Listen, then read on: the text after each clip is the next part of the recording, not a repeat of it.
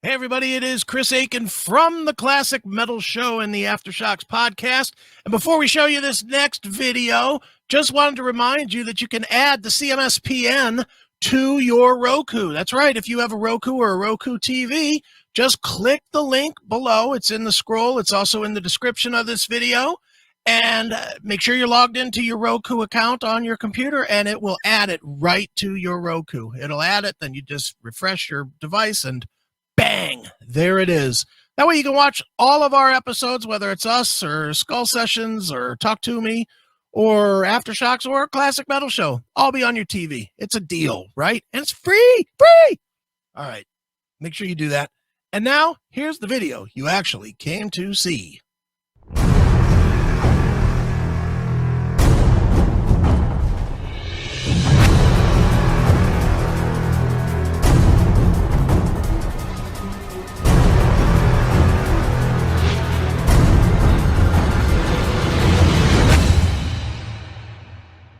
Hammerfall right here on your Classic Metal Show with Farts on Fire.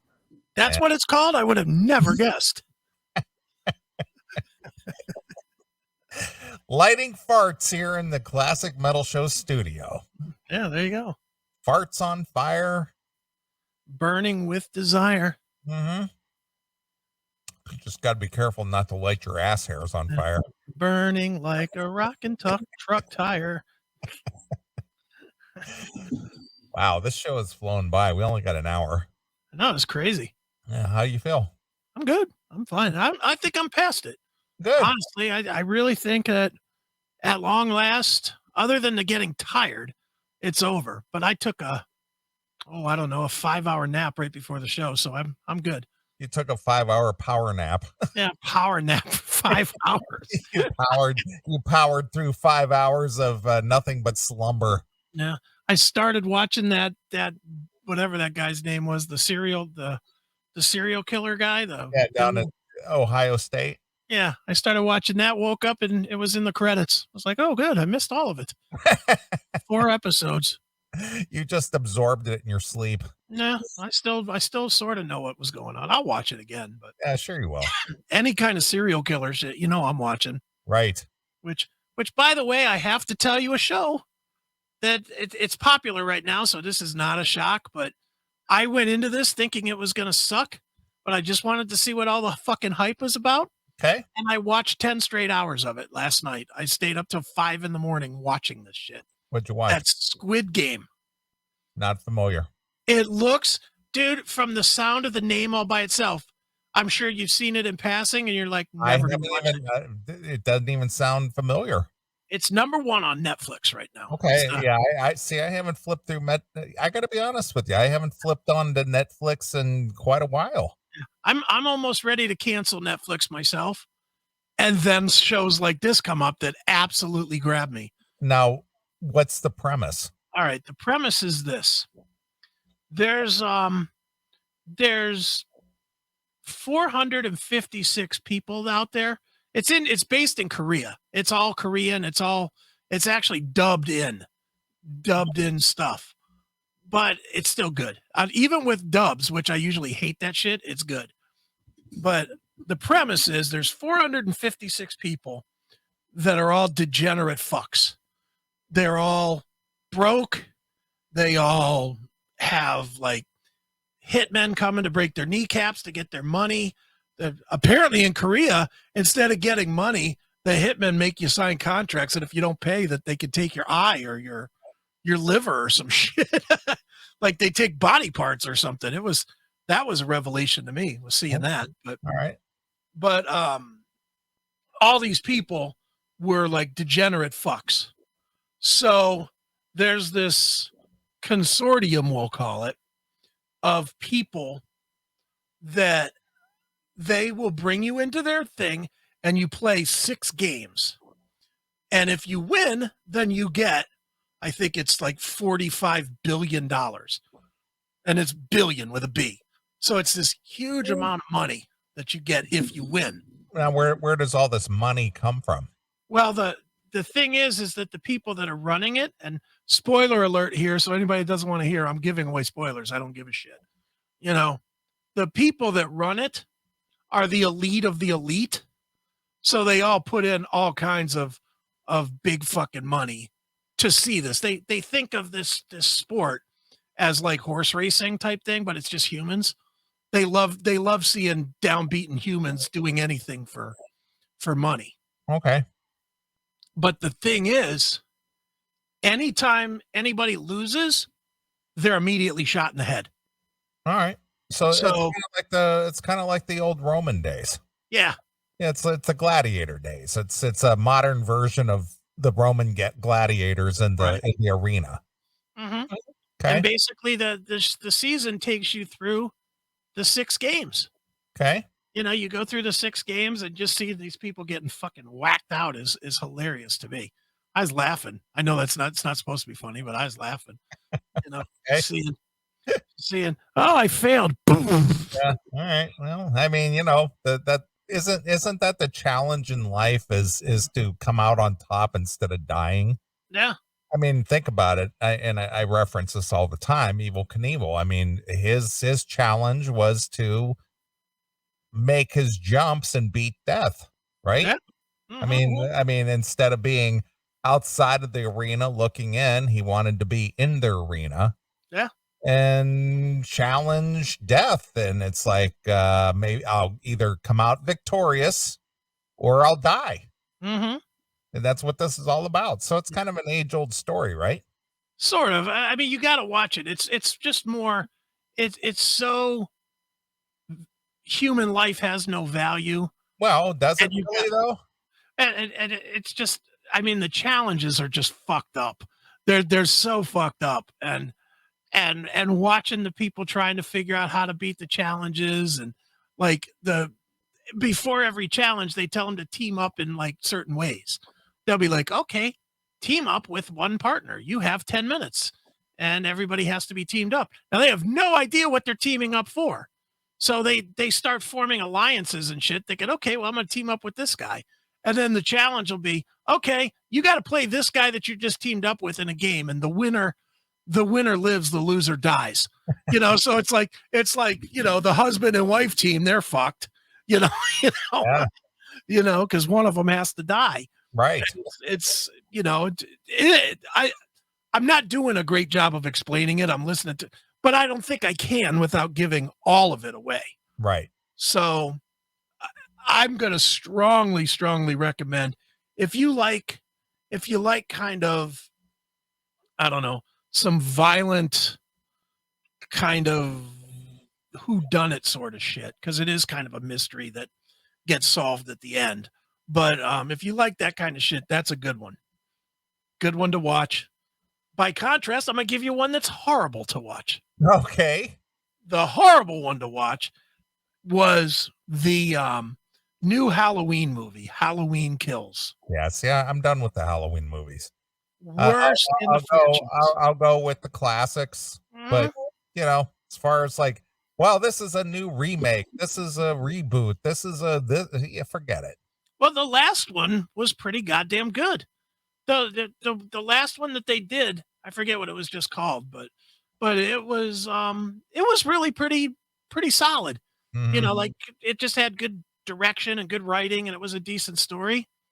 This, you know, and I'm fine with the campiness of it. You know, I'm totally fine if the acting's not really good. That's the whole fun. Yeah. Of those movies. Mm-hmm. Well, again, this is a time and era. Yeah. You know, those movies, be it Chucky or Halloween or Freddy Krueger, Nightmare on Elm Street, any one of those series of movies. Yeah.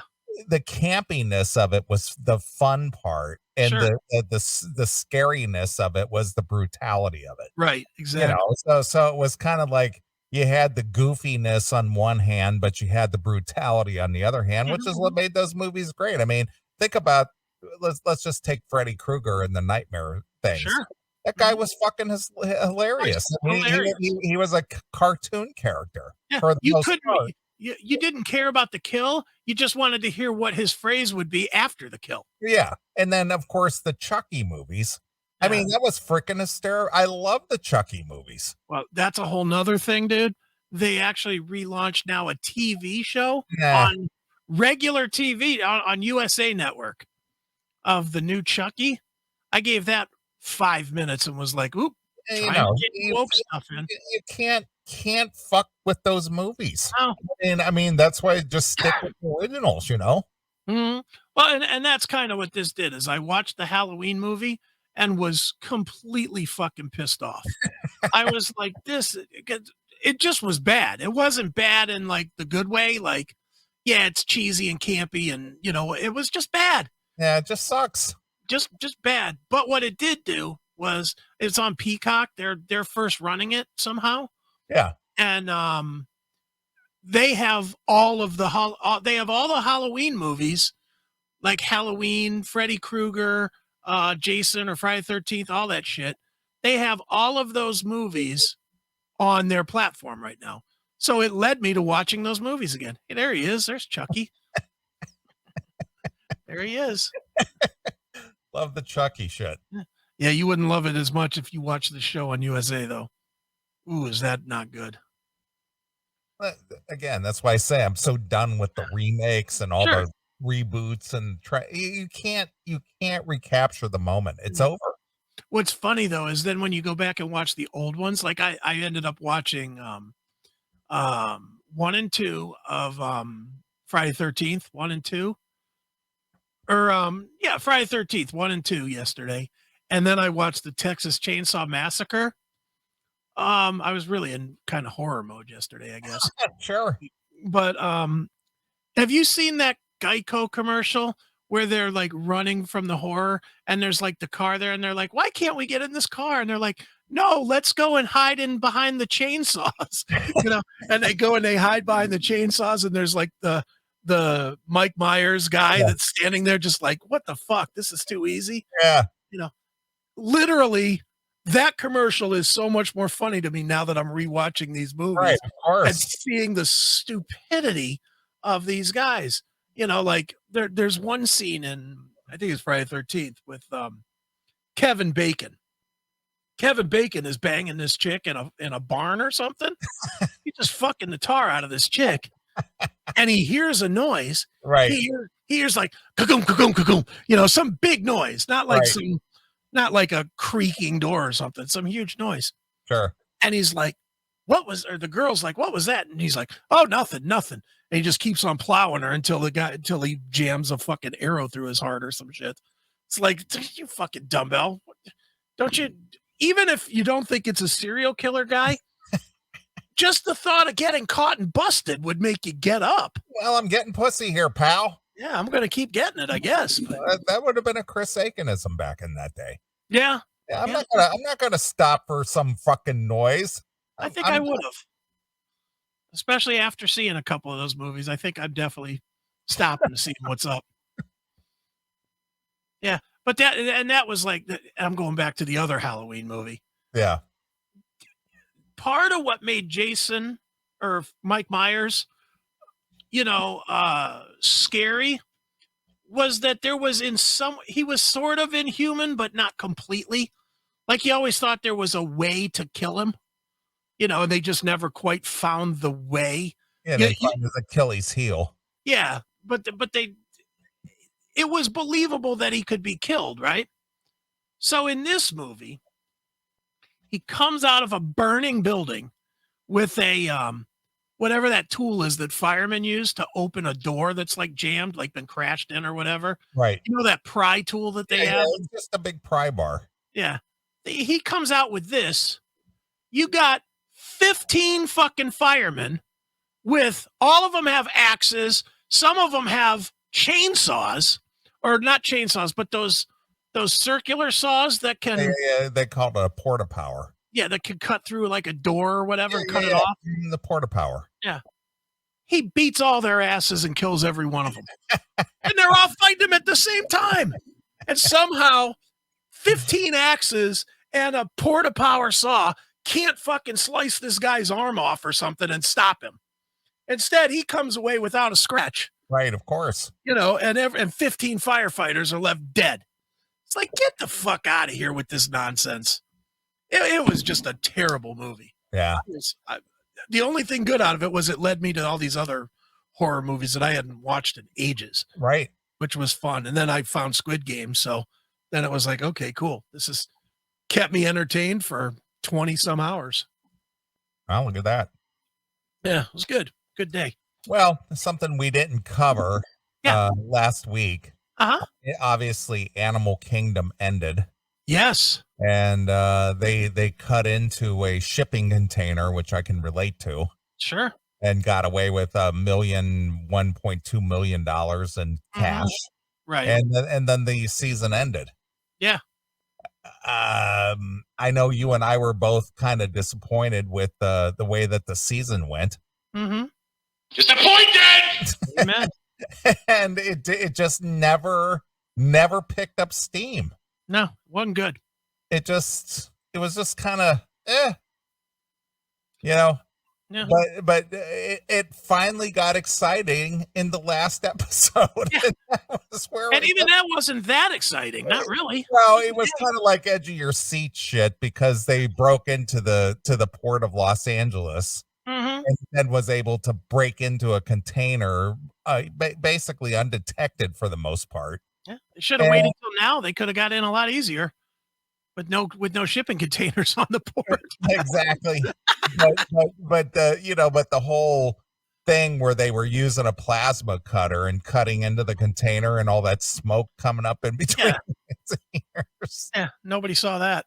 Well, they did. The guy running the lift, right, past the container, you could see the smoke coming up out of there. Right. And then the nephew, what's his name? Jay. Yeah, Jay. He takes quick action and puts that truck in reverse and runs into that guy acting like it was like an innocent accident. Just to try to deter him or, take his attention away. Right. And they get out of there with the $1.2 million. Yeah. Yeah. I you're right. That episode, honestly, what that have 13 episodes this year? Yeah. 2 were good. I like that one. I liked when they went and got the drugs out of the plane. Yeah, riding the BMX bikes. Yeah, and being chased and shot at and stuff. That was pretty cool. Yeah. But the rest of it was just boring dreck. Yeah. Robbing that fucking skate park and and then really they made all that hype about the black lady coming and taking the house and everything. They stole one T-shirt and shit. All right, fuck it, I'm out. Yeah, they got one safe with a bloody T-shirt, and that was it. And then never heard from her again. Yeah, she was at the show. Yeah, it's like what the hell? All right, good enough. Yeah, she was threatening their livelihood and their way of life, and then it was just like, well, get this bloody T-shirt out of the safe for me, and then I'll leave you alone. And that was the end of it. Okay, good enough. Yeah, it's like Jesus. Yeah, no, I hated this season. It was more or less okay, terrific. Exactly. It really was. It was just a bad season. Everything about the season was bad to me. Yeah, it just never picked up steam. Yeah. Other than a bunch of good jerkin material watching Young Smurf, it just wasn't good. And I know I said this to you on the phone, but she is an unusually very attractive woman. She is very pretty. Yeah. She's got a beautiful face, fantastic body, big old tits. Yep. Great. Her personality is, hot. But she's extraordinarily attractive in many ways. Yeah.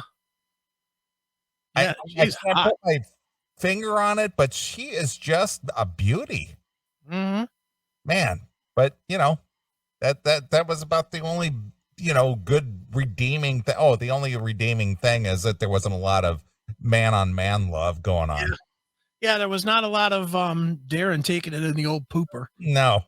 I think it was at the very beginning of the show when he was with that couple. Yeah, the cop. Didn't he fuck a cop too? Yeah. Yeah. And that was in the first 2 or 3 episodes, and then after that there was no gay man fucking in that whole season. So that was good. They moved away from the man-on-man love, which was okay with me. Yeah.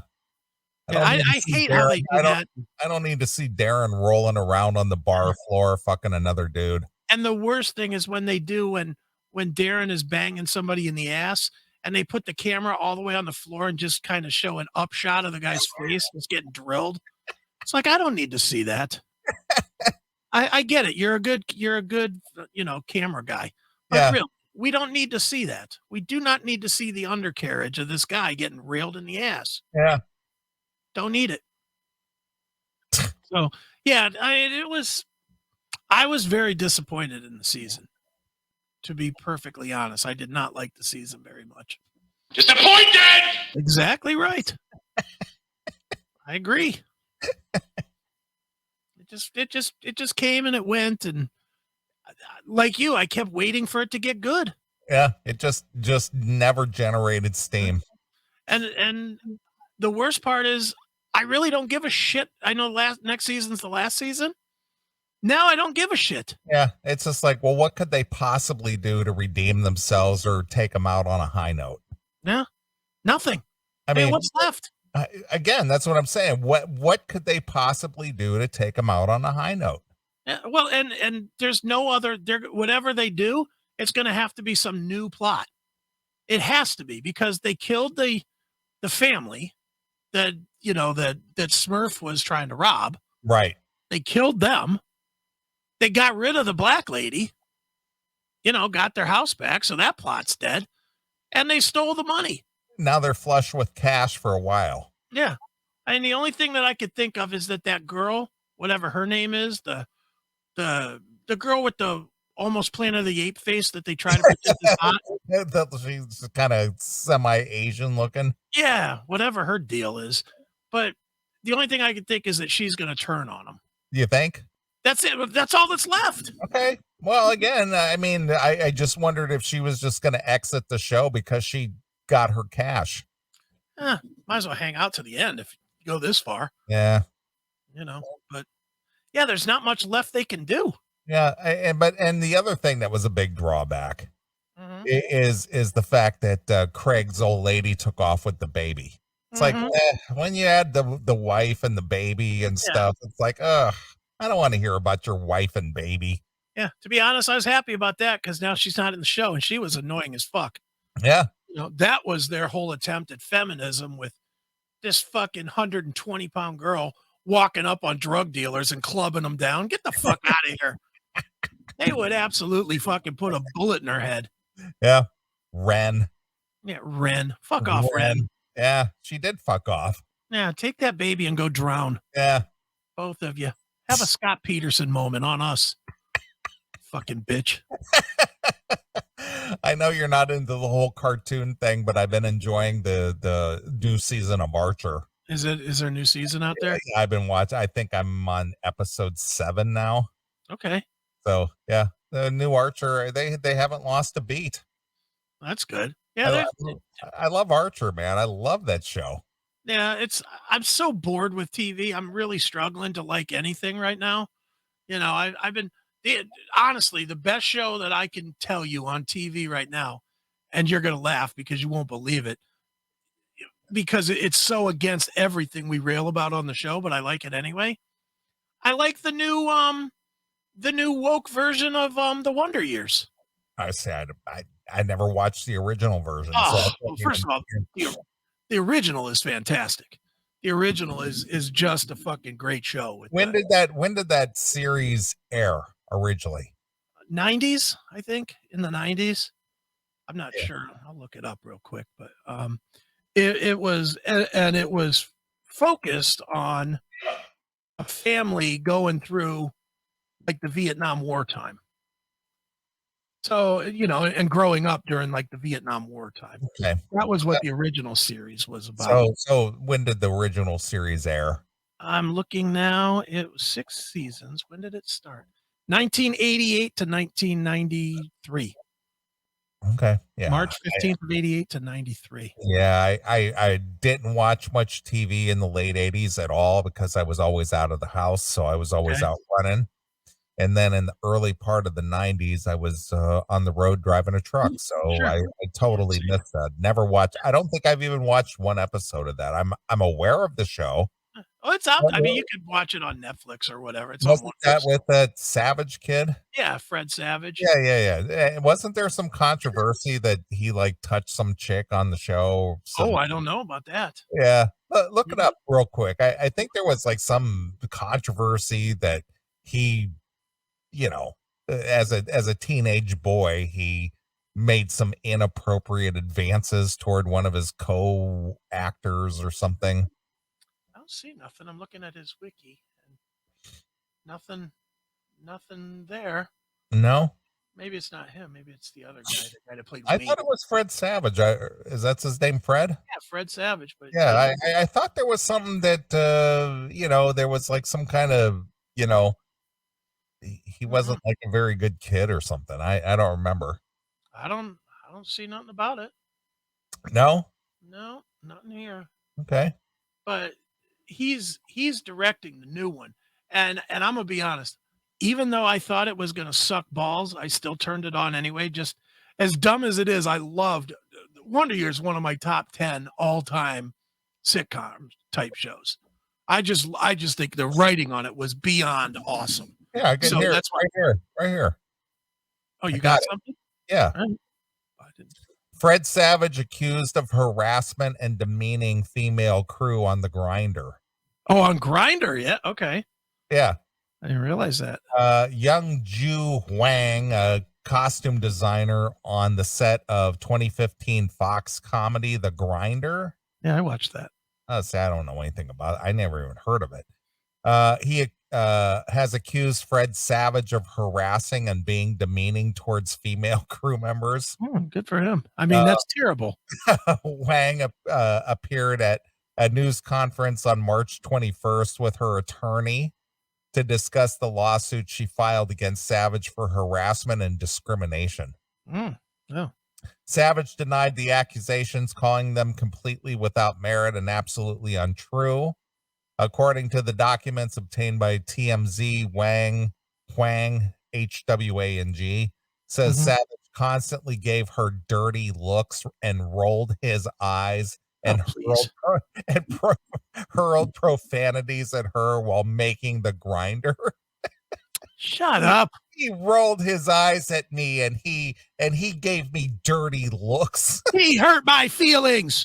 Savage allegedly told the woman he hated her and not to look at him. All right. She alleges that Savage tormented female crew members on the set and demanded they not follow him around. Well, none of that sounds like a problem. So I remember he got into some kind of, controversy. Yeah, well, I, for one, don't believe Kevin Arnold would do anything bad. So. Right.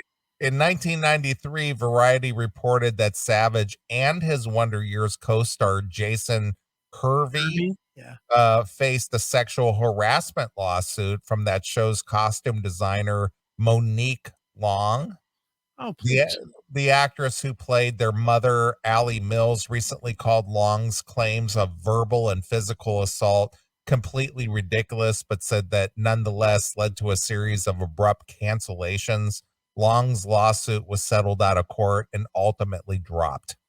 Yeah.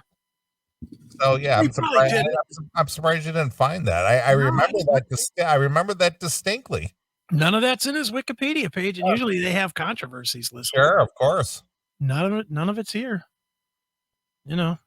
See, I didn't even watch that show, and I remember that. Yeah, I liked that show. It was just so good. Yeah, and it was good enough that if they were revisiting it, I was willing to give it a shot.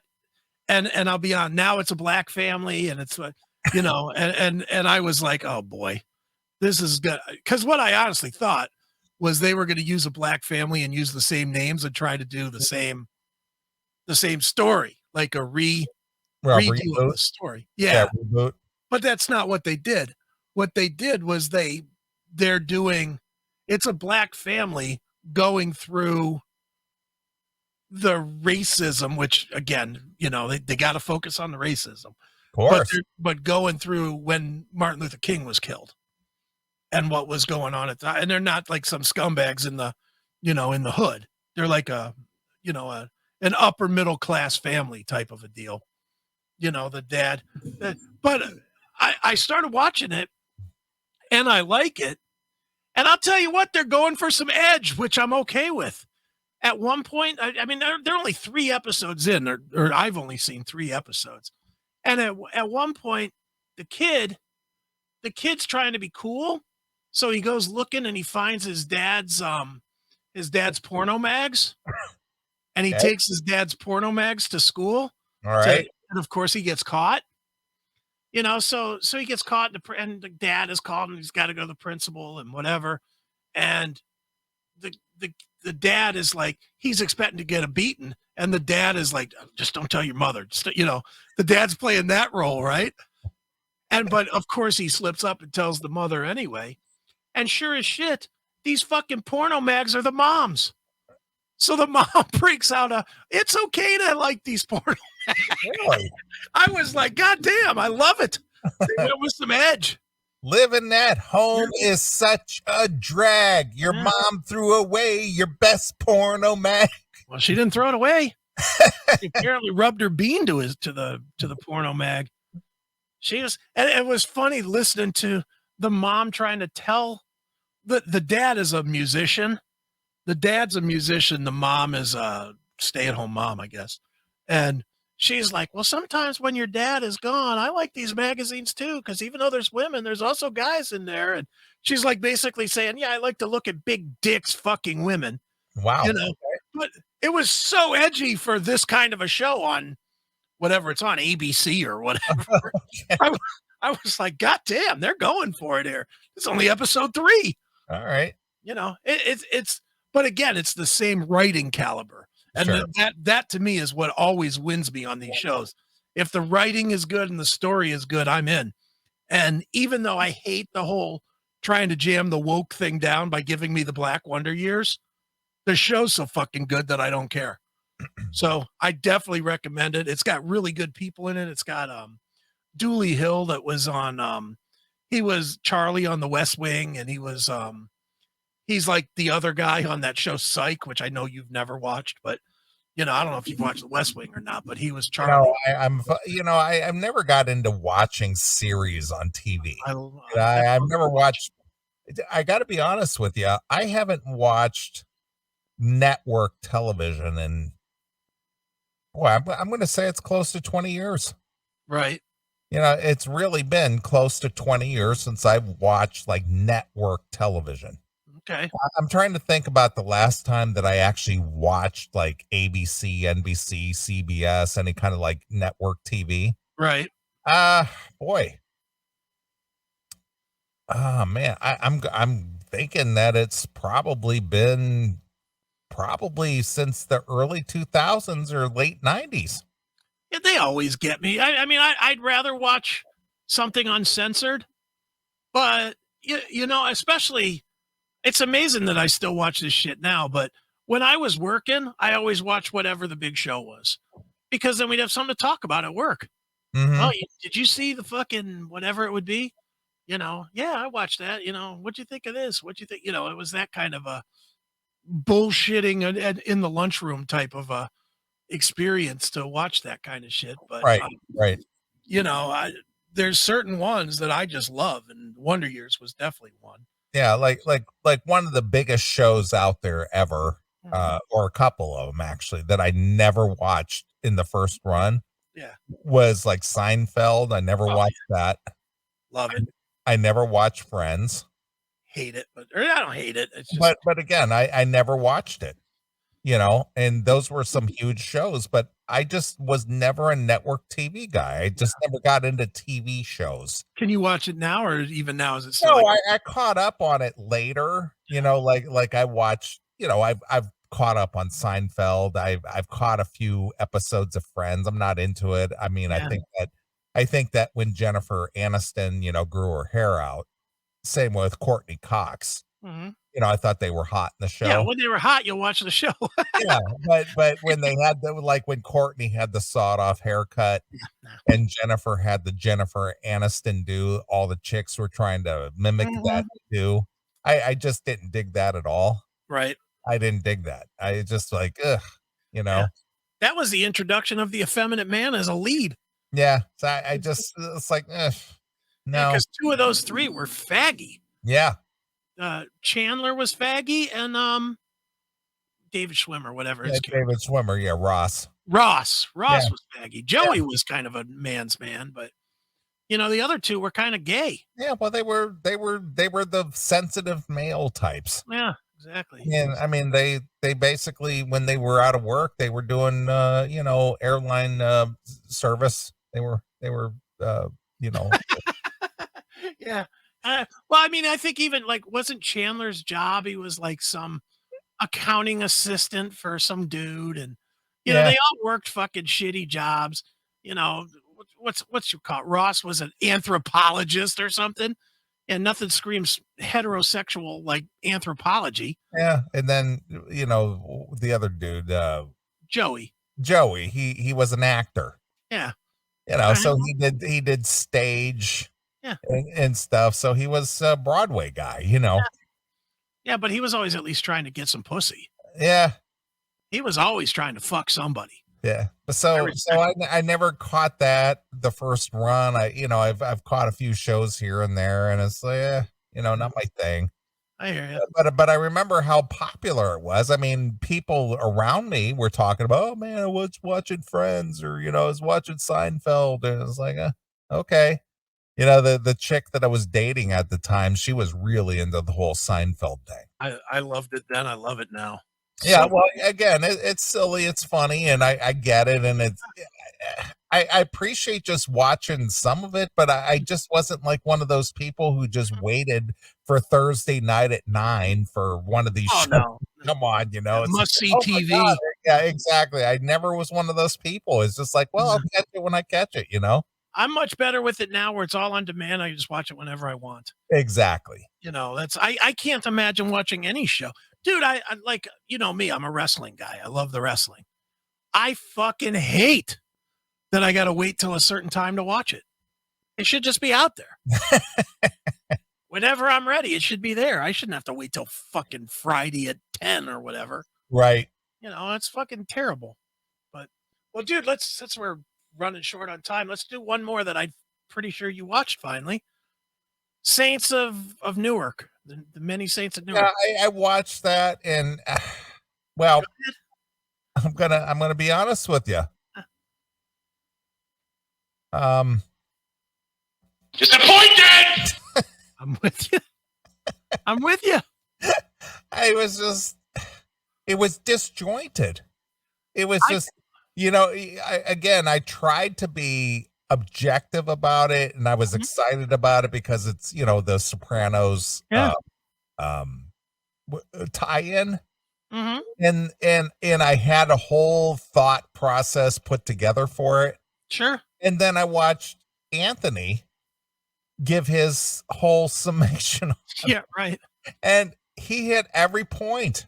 Yeah. I couldn't have done a better job. Mm-hmm.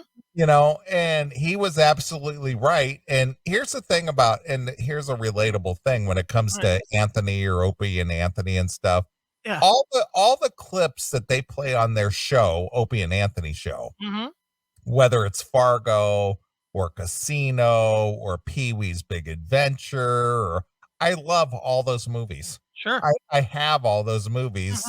So every time they play one of those sound bites from one of the movies and stuff, I know exactly what they're talking about, especially like Fargo. I mean, they're always doing the Fargo references. Right, sure. And then of course, like you and myself, we're big Sopranos fans. We love the whole series, and it was fantastic. And it's just like, okay, well, this David Chase had better live up to his legacy because he had a decade career with the Sopranos, which were pretty excellent aside from the time that Tony was dream in sequence. that whole sequence. Yeah. that whole shitty thing. But regardless of that, when it started out, when this Saints of Newark started out, Mm-hmm. and having Christopher being the narrator, more or less, Yeah. kind of like the whole Stand By Me thing. Mm-hmm. That's kind of what it reminded me of. And it's like, there's my Uncle Tony. He choked me out. Yeah. It's like, well, wait a minute. He didn't choke you out. He suffocated you. Yeah. It's not like he put his hands around your neck and strangled you. I Mm-hmm. think that's what he said. There's my Uncle Tony who strangled me. Yeah. That's what he said. And it's like, Mhm. well, he didn't really do that. You were No. seriously injured in a car accident, and he just put you out of your misery by just kind of covering your mouth and nose. Right. You know, Mm-hmm. but it was very disjointed. And again, I'm biased now by watching Anthony's Sure. review of it, because he hit it on the head. Yeah, I haven't seen He his. made really good notes, and he made good points, and I was like, yeah, I recognize that too. And Sure. that's the point I wanted to make. So I hated to review this with you, because now I'm tainted. Yeah, well, so But what? Say what Anthony said. It's fine. Dude, yeah, my biggest bitch with the movie, two bitches, really. Or maybe three. Three. Number one, I still don't know who those black guys were. they were just they were gangsters. That's all they were. They were just like gangsters of convenience, They have no part of The Sopranos. I agree. So why are they in the fucking prequel to The Sopranos? I don't know, but I'm going to agree with what one of the callers said, that they're going to launch a new series with the black gangsters. I'd watch it. Well, I would too, but my point is that point was brought up during the Kumia show. Right. It's like, where do these black gangster guys fit in? Yeah. And it's just like, well, this is just an introduction to something to come. Yeah. But it shouldn't have been there. Yeah, well, I'm going to agree with you, but this was less about The Sopranos, and more of a prequel to what's to come. Yeah, maybe. But I hated that. The other thing that I hated was, and to be sure on this, I literally, after I watched the Saints twice to make sure I picked it all up.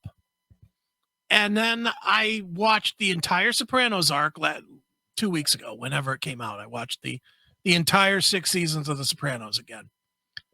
Dickie Moltisanti was referenced in 3 episodes. 3. Only one was he seriously referenced in. That's the one when Tony took Christopher, showed him the cop, and had him clip the cop. Yeah.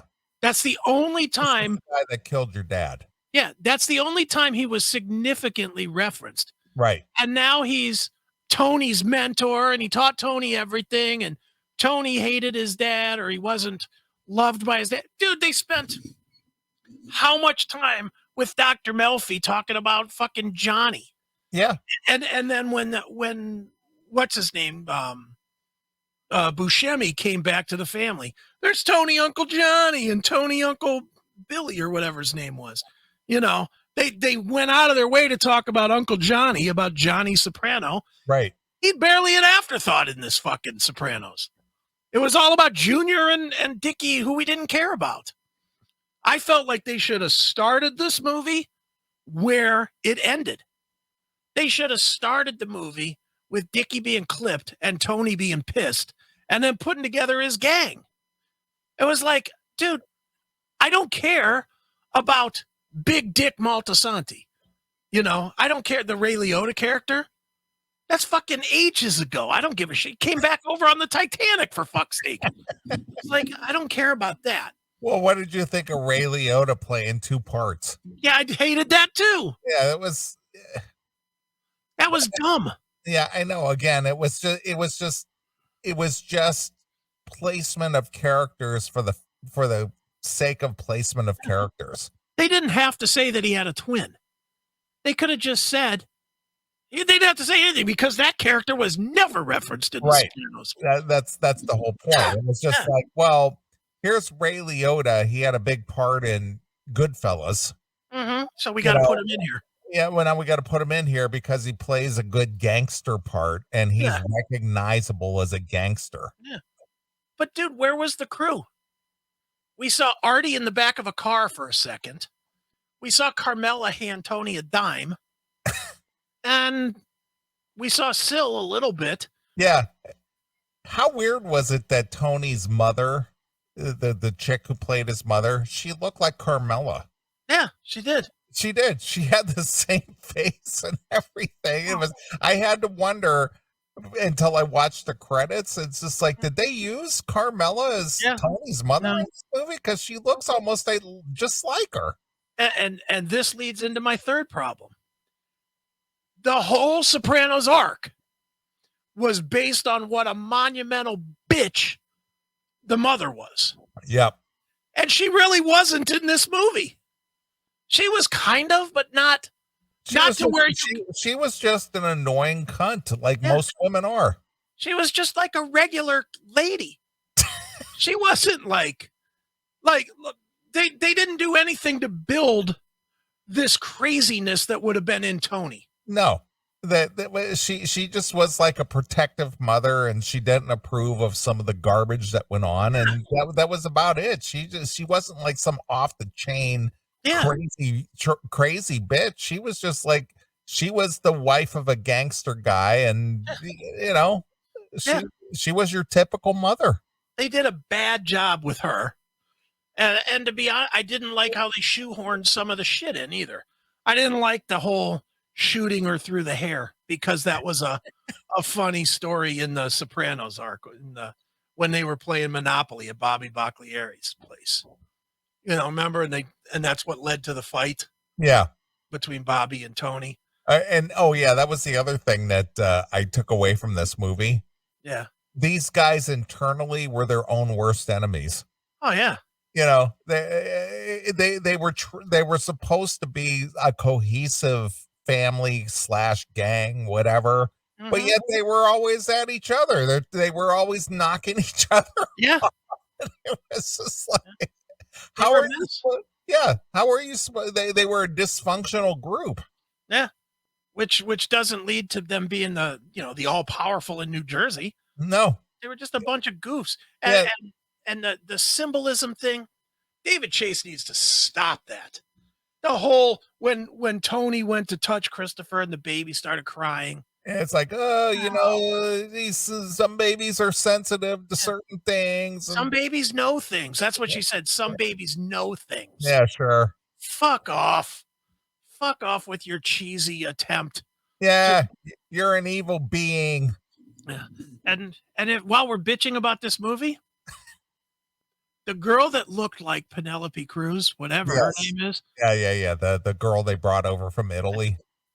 She might have set an all-time record for best tits in clothes that are the worst tits out of clothes. Dude, when they brought her over on the boat, and they showed her tits looked spectacular. Yeah, she was in that nice dress, and, low cut dress, and big smile, and very pretty, and then when you see her fucking that black guy, she's banging the black guy. Her nipples were all square looking, and her tits looked awful. Her tits looked like fake, and they didn't have fake tits back then. No. Her tits looked bad. They just didn't look like good tits. I'm gonna be honest. I was as disappointed with that as I was the rest of the movie. I was expecting this broad to have fantastic tits. Right. And instead, you got these ugly hangers that you expect from a fucking a big-titted lot lizard. No, National Geographic. Exactly. They brought her over from Zamunda. Oh, right. Wrong movie. Right. It just, everything about this was disappointing. I was going to play the clip again. Go ahead. You're damn right. I was so upset with, honestly, I was absolutely, I was mad after the first time I watched it. Yeah, again, I was last week. I was actually fired up to talk about it, and we Sure, really ran long on some segments and stuff. sure. And then I ran across Anthony's breakdown of it, and Mhm. I listened to it pretty intently. Anthony, I love that guy. I wish I could Sure meet do. him in person. Yeah. He's very knowledgeable about Mhm. that kind of stuff, and he's one of us, Yeah, oh, yeah. He is. and and Did he hate it like we do? he absolutely hated it. Okay. I haven't seen his talk. Really? Yeah, I didn't see him I didn't get a chance to watch all last week. Oh my god, dude. He absolutely crucified this I thing. gotta find it and watch it then. Oh, it was like a 45-minute segment. All right, I'm gonna have to find it because I'll shoot you over the YouTube link okay, that's because fine. he did upload that whole segment on YouTube, and I was just Yeah. like, dude, he nailed it from every single angle, every point, and it was just like, this fucking sucks. Did he hate the symbolism He nonsense? hated it. He Uh, hated everything about the freaking movie. It was just like, yeah. this Here's movie. Tony and Halston's at the end, and that's a prelude to him dying at Halston. Shut up. Just stop with that bullshit. Yeah, yeah, I was not thrilled with it at all. I just my biggest bitch is they went too far back. I Yeah. really didn't give two fucks about Dickie Moltisanti. I just don't care. He wasn't important to The Sopranos, so why would I give a shit about him? And I'll be honest, they made such a big deal about that fucking Michael Gandolfini. Yeah.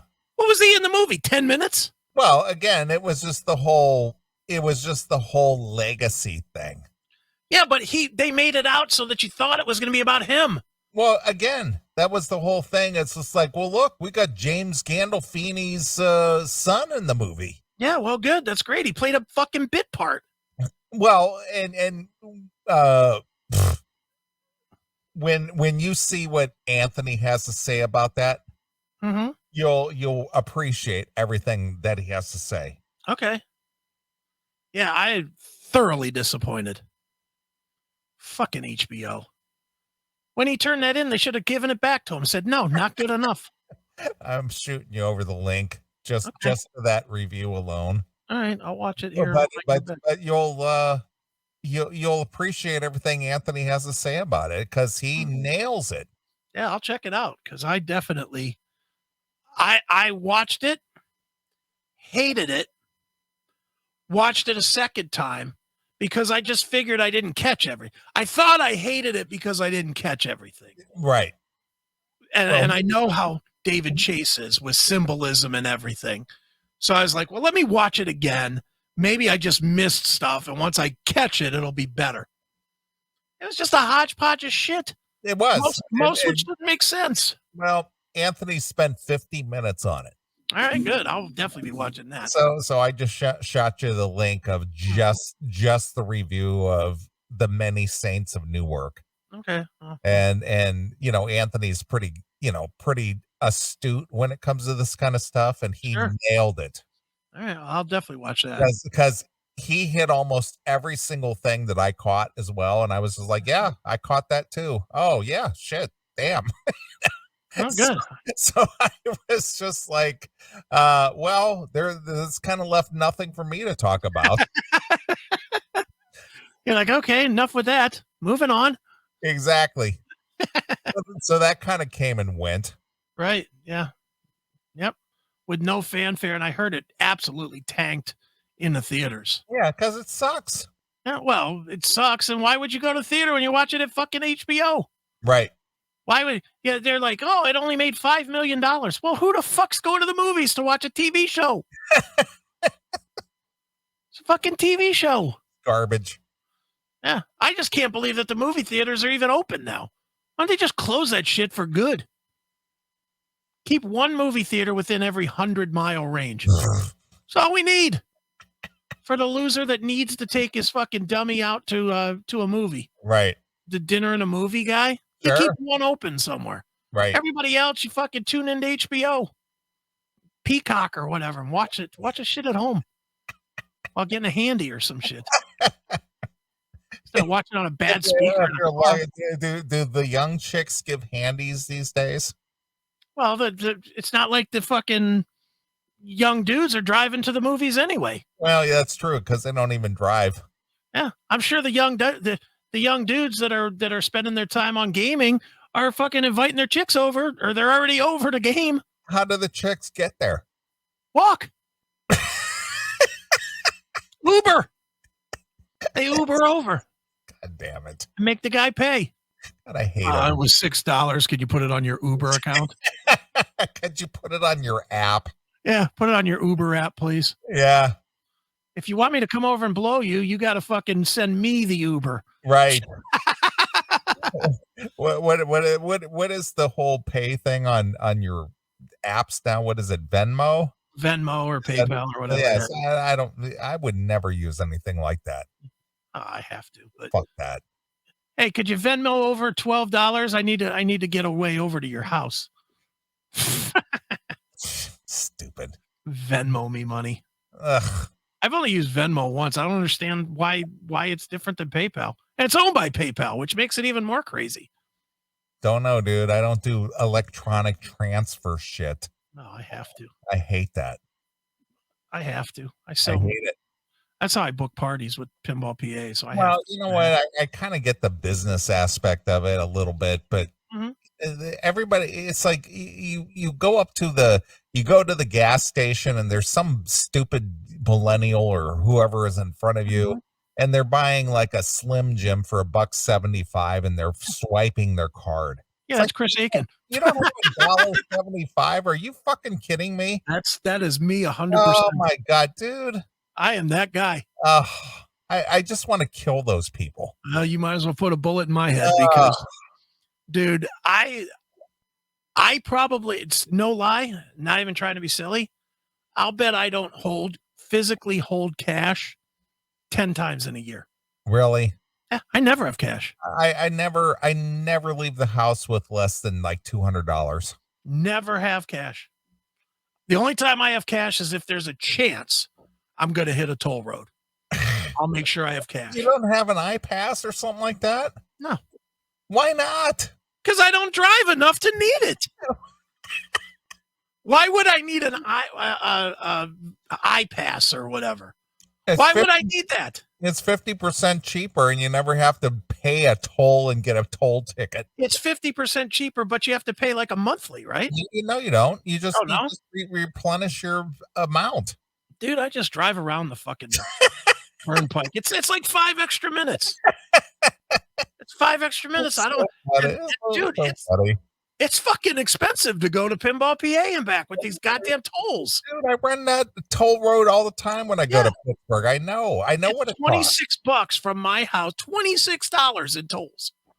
I'm not paying $26 to go somewhere that I can get for nothing. If you had an iPass, it'd be $13. Okay, but right now it's $0. I'm not in any fucking hurry. 5 extra minutes. I mean, it's literally so funny. You'll pay $1,200 for a new iPhone, but $13 to go to Pinball PA. You know why? Because I save that $5 every time I go. I save that $26 there and back. Oh my God. That's $50 a trip. I went there fucking how many times? That's because you pay in cash or pay with a toll ticket. Ah, fuck that. Oh shit. I want nothing to do with that. That's funny. And how can I stop and get coffee if I'm on the highway the whole time? Yeah, Pally. I like cutting through these little towns or whatever that have a coffee shop that's not a fucking Starbucks. Right. Stopping in and getting some mom and dad's coffee or whatever. Get some Folgers. Yeah, not the bullshit from the gas station or the You're not getting the Starvin' Marvin's Speedway coffee. You're getting some Folgers coffee at the mom and pop shop. I'm stopping into George's Donuts and getting a donut and a nice coffee. There you go. That's fucking excellent.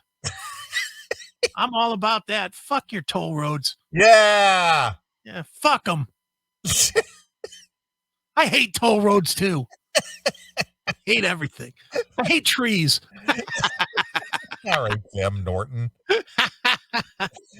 Yeah, I don't use cash, dude. I do not use cash for nothing. Well, I have, yeah, I'm not going to say, but I literally have, a couple of months worth of living expenses in cash. I have But none. then I carry at least a couple hundred with me all the time.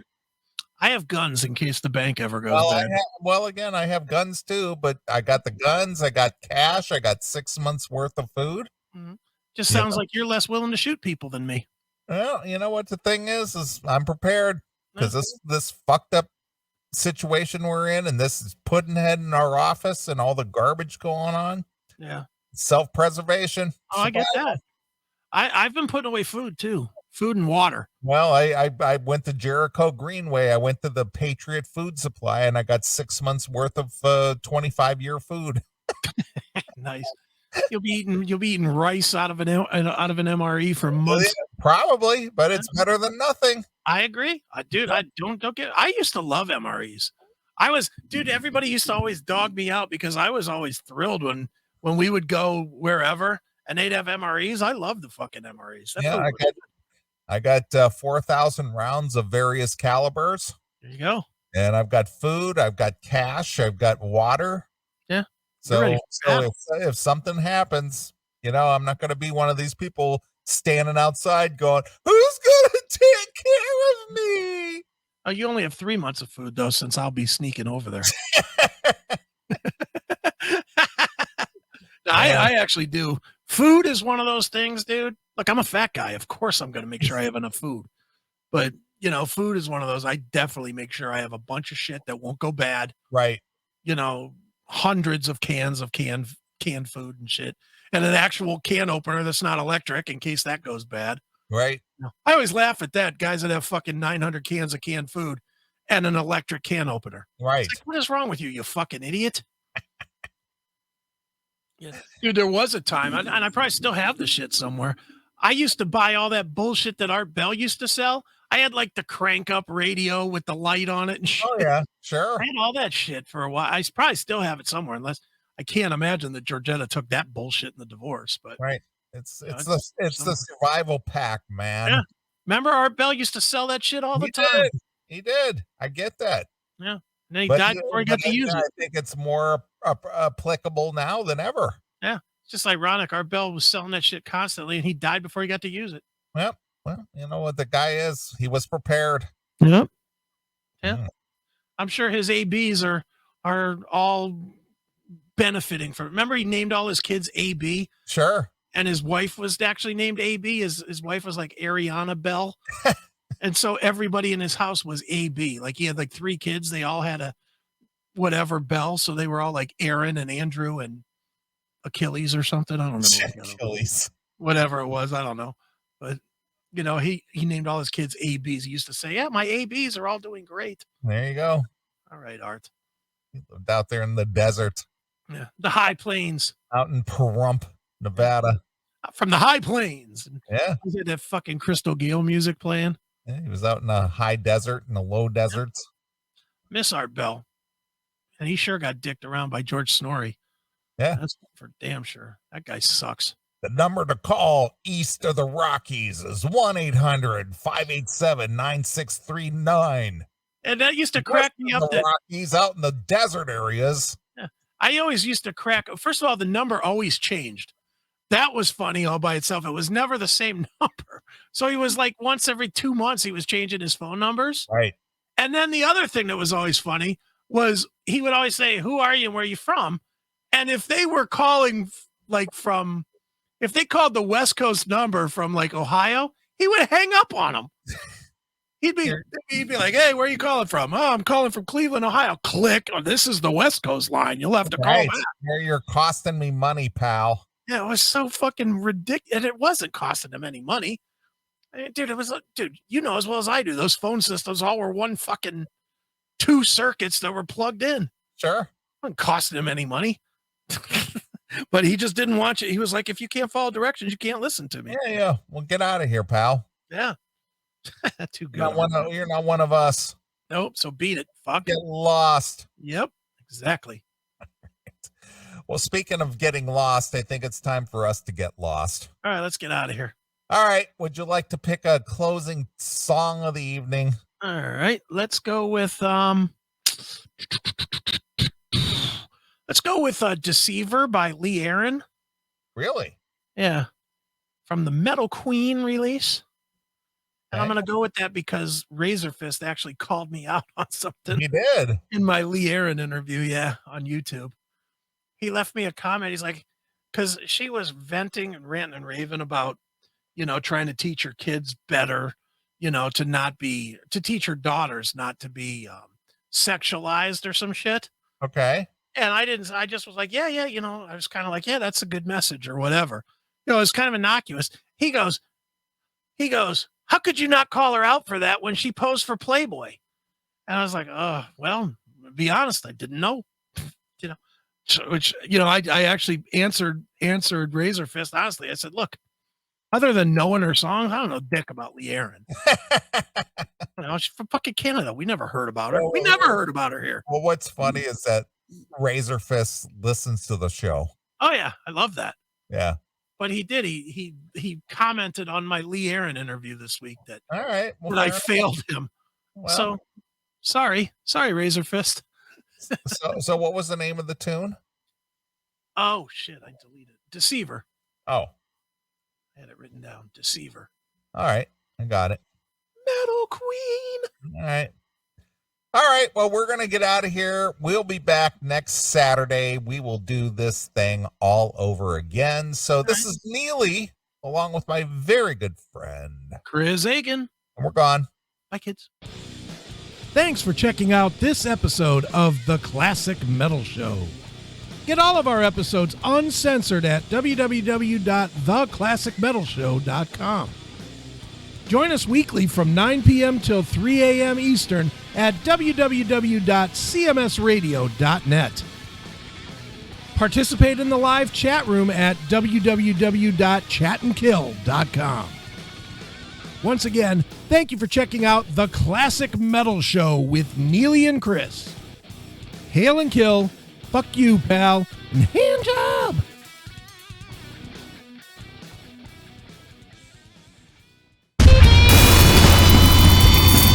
You're watching the Heavy Metal Television Network.